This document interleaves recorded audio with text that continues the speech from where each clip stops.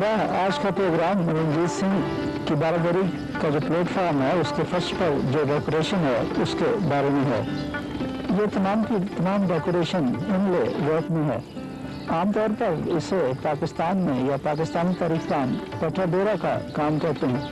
पेट्राडोरा एक इटालियन जुबान का लफ्ज़ है जिसका मैंने हरगिज़ ये नहीं कि ये इनले का काम होता है। ये दो लफ्ज़ों का एक मजमूआ है। पेट्रा के माने पत्थर हैं और डोरा वो पत्थर जो सख्त हो, लिहाजा पेट्राडोरा हम उस पत्थर को कहते हैं जो न इंतहाई सख्त हो और जिससे डेकोरेशन का काम लिया गया हो। रंजीत सिंह की बारादरी का जो फर्श है उस पर भी यही काम है और आज हम इसकी तफसील देखेंगे। तारीखी इस्लामी इमारत को यूं तो हर दौर में ही नुकसान पहुंचा, लेकिन जो नुकसान इन इमारत ने सिखों के दौर में उठाया उसका तारीख में कहीं जवाब नहीं मिलता। रंजीत सिंह ने अपनी जगह बहुत सी इमारतों को मिसमार किया और उनके मटीरियल को अपनी इमारत बनाने के लिए इस्तेमाल किया। लेकिन रंजीत सिंह से पहले एक वो दौर भी था जब लाहौर को 3 ममलिकतों में तकसीम कर दिया गया। उसे सह खालसा का दौर कहते हैं। इस दौर में सोबा सिंह, लहमा सिंह और सोना सिंह का दौर था और इन तीनों हुक्मरानों ने लाहौर को अपने अपने ममालिक में बांटा और फिर इन हिस्सों में, लाहौर के इन 3 हिस्सों में तकरीबन तमाम इस्लामी इमारत से लकड़ी और कीमती पत्थर को उखाड़ा और उसको सेकंड हैंड मटेरियल के तौर पर बेचा। रंजीत सिंह ने लाहौर की इस्लामी इमारत से तकरीबन तमाम के तमाम कीमती पत्थर उतार लिए और उन्हें अमृतसर मुंतकिल किया। इसी बायस एक अंग्रेज़ तारीखदान ने कहा था कि जो गोल्डन टेम्पल की ग्लोरी है, that is the glory of Golden Temple owes much of its beauty to the Islamic monuments of Lahore. ये जो बारादरी है इसके प्लेटफॉर्म पर भी बहुत सी इस्लामी इमारतों से पत्थर लाकर यहाँ नस्ब किए गए और जब हम इस प्लेटफॉर्म का जायजा लेते हैं तो ये बात खुलकर सामने आती है कि ये पत्थर एक जगह से नहीं लिए गए बल्कि बहुत सी इमारतों का मजमूआ है।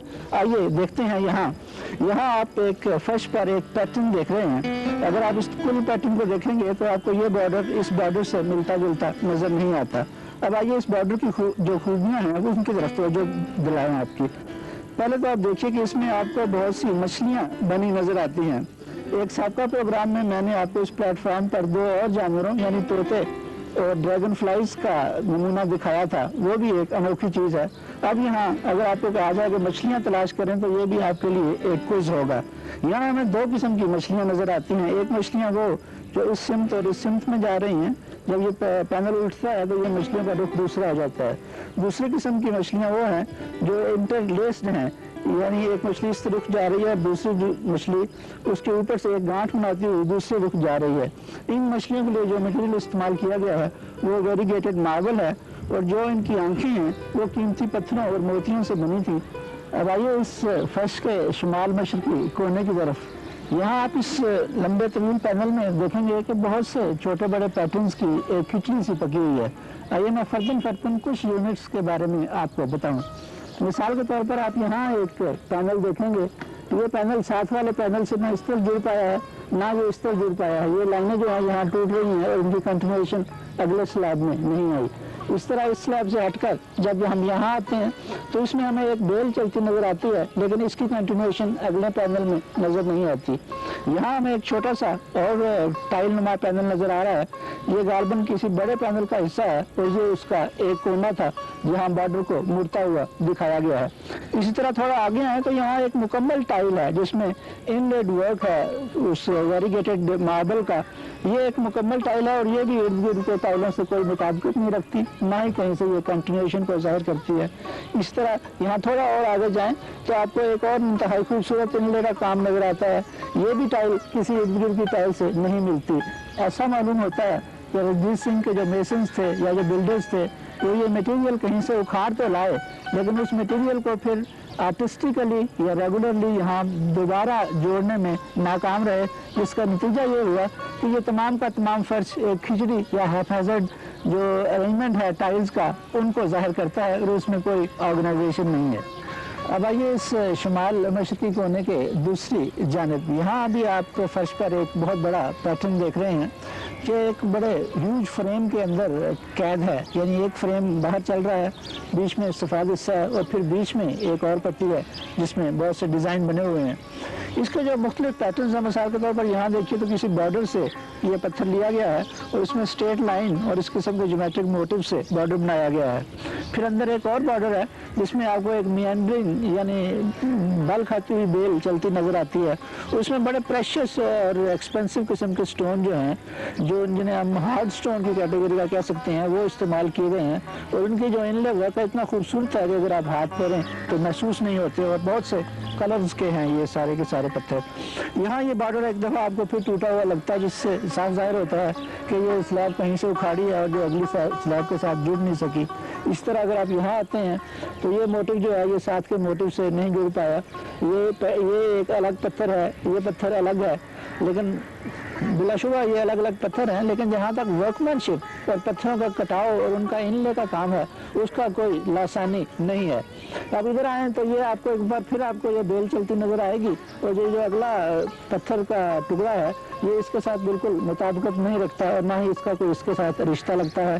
یہاں بلیک سٹون ڈومینیٹ کر رہا ہے، جبکہ اس پیٹرن میں بہت سے کلر کے سٹون جو ہیں وہ ایک دوسرے کے ساتھ جڑ کر یہ پیٹرن کو جو تشکیل دے رہے ہیں۔